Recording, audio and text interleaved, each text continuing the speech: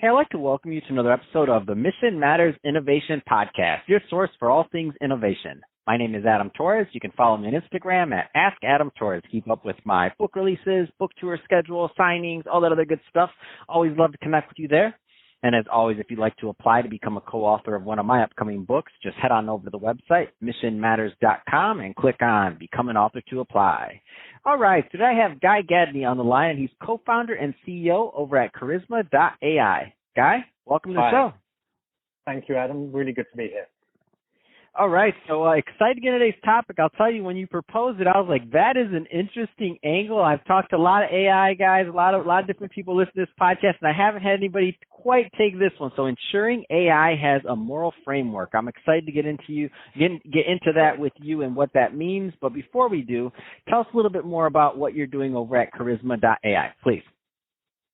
Thank you. So Charisma.ai is a middleware platform. It's a technology really applying artificial intelligence and all things AI to the creative industries and movies, TV, publishing, all of that good stuff. And I guess our view is that by applying AI to these new worlds, we are able to create a new form of story. And the reason we do that is because, as you know, audiences are getting closer and closer to the core story. And indeed, storytellers want to get close to their audiences. So you can see people like Netflix, everyone in Silicon Valley, they're wanting to get closer by doing interactive TV dramas. We're getting interactive narrative games coming out through Steam, through Telltale Games, through all of these different companies that are doing great things.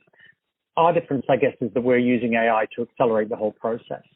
And that gives us the ability to place you as a member of the audience, as a player, inside the story. So you're not just sort of controlling it by pressing buttons on the screen or whatever it may be, but you're talking to the characters and they're talking back to you. And you can make them angry, you can make them sad. And if you change their moods, then that's going to change the story and that's going to change the outcome. And all of that, we've only really been able to do it in the way that we're doing it in the last few years through developments in AI, through developments in natural language processing and so forth. So we tend to work with movie studios, with networks, with book publishers again, and we do a huge amount of sort of groundswell work, educating writers, educating students into new forms of storytelling that are going to be the future, and are going to guarantee them sort of new jobs in this new form of storytelling. Man, this is so exciting. I love it, and I love what you're doing. And when you say getting closer to the story and kind of that immersive environment that's really taking place, it just excites me. And I can see myself, and even being in the media as long as I've been, I mean, I'm a baby, only 4 years full-time in the media. But that being said, it seems like things are moving so fast. It just blows my mind.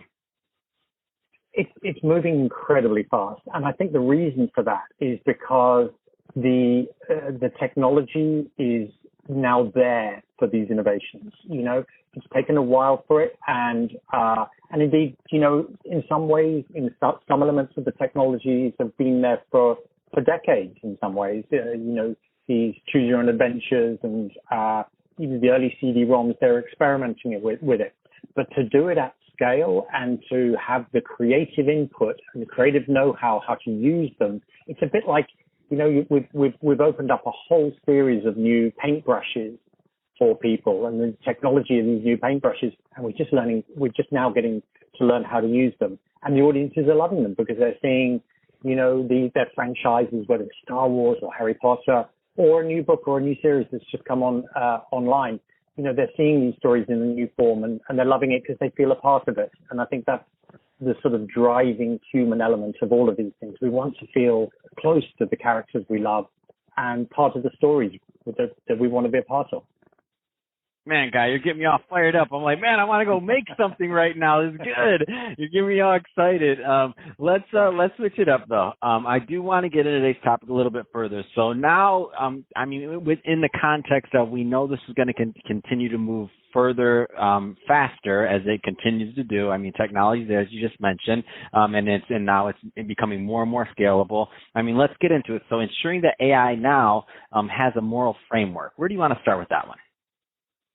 Well, I think I noticed this in my own career a lot. You know, over the last 15, 20 years, however long, when we were building websites or we were building mobile apps or we were building games, there was never really that a conversation about the morals of it, of how you're building your mobile apps, right? You'll never ask about the philosophy of or the ethics of it. But with AI, there's something different in here that does prompt that question. And indeed, it comes up in all the pitches I do the whole time. What's your ethical sort of workflow? What are your views on ethics and AI? And, a lot of the AI academics that I talk to when we're doing a lot of our research and development, they've got an element of philosophy. They're studying philosophy again, which I think is fantastic. And the reason for it, I think, is a lot to do with the scale of it, the importance of it. You've got commentators from from Elon Musk through Bill Gates, through all of the top tech folks having an opinion on ethics and AI. And, these doomsday scenarios that come out around AI, a lot of it's Hollywood driven, but there's a small element of worry that I guess we all have about whether or not this new technology, which learns from itself in some way, could then become, in a way sentient, and then we lead into those doomsday scenarios of AI taking over the world and so forth. So I think there's an element of nervousness and fear in a quite a human way that's coming into it. I suppose what my interest is therefore who guides that moral framework. I love that philosophy's put in the place, but I do see that a lot of technology and AI that is being, I suppose, targeted at the creative industries is being developed with a very strong technical background and does not have the elements of human creativity, of storytelling that we need to make it appropriate for its audience. So there's a lot of visual effects software, for example, that's put in there, and it's very mechanical, and that's great, and it optimizes pipelines and does all that good stuff.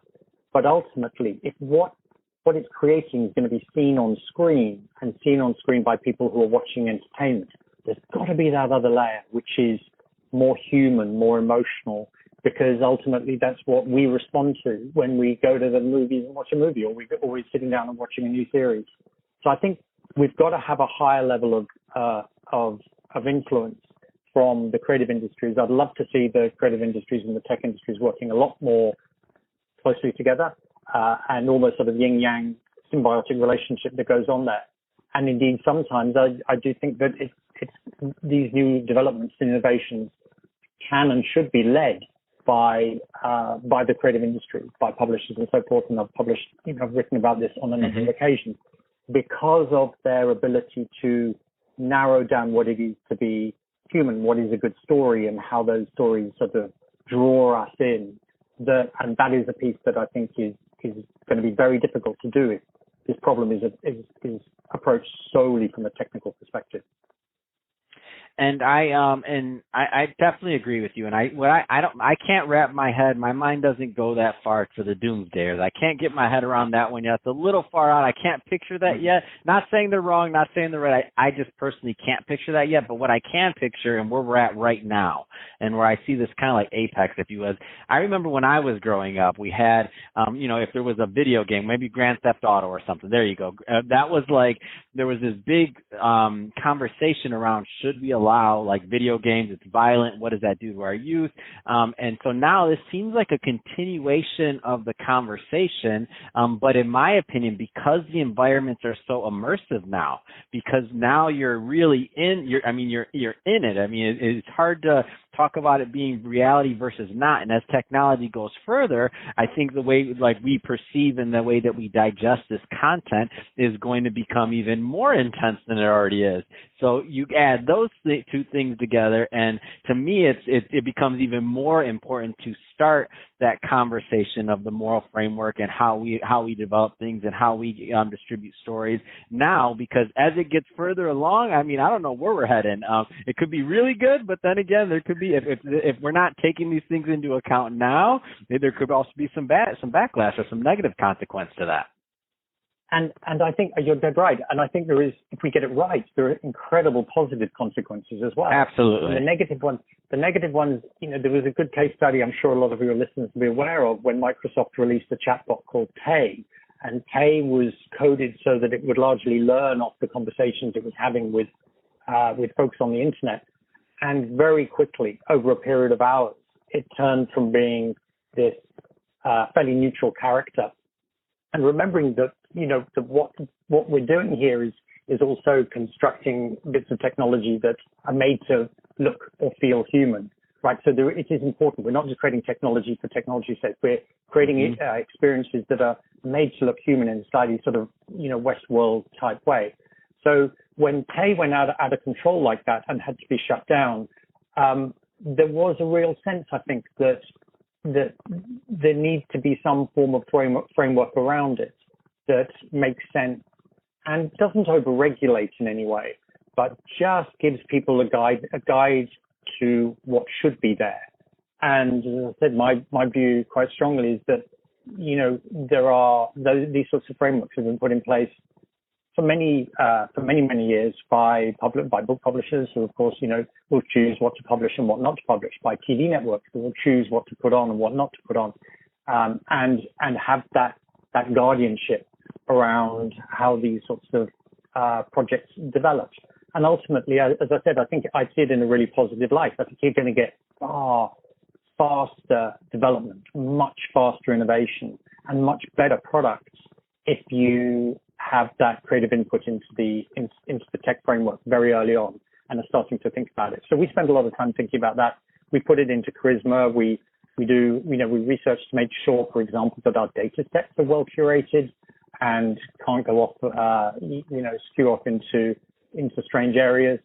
And we consider it. And I think ultimately that's always going to be the first step. First step is not to solve the whole thing in one chunk. It's to start by considering these topics, think about them, and thereby we find a better way through. Man, that's awesome. So, Guy, if somebody's listening to this and they want to learn more about charisma.ai, what's the best way for them to reach out and to connect with you and your team? Well, the clue's in the name. That's our URL. So the website is at charisma.ai. We recently launched our app as well, which is a series of interactive graphic novels, which we have built with the platform and we'll publish ourselves because we want to showcase what we think are the best executions of this stuff.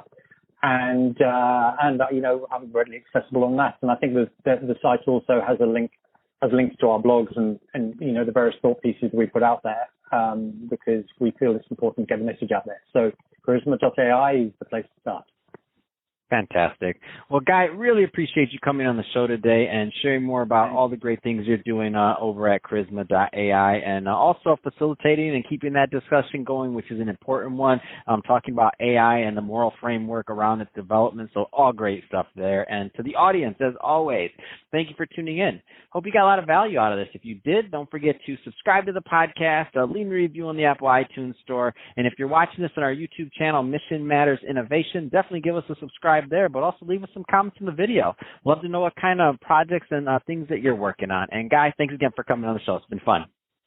Pleasure. Thank you so much.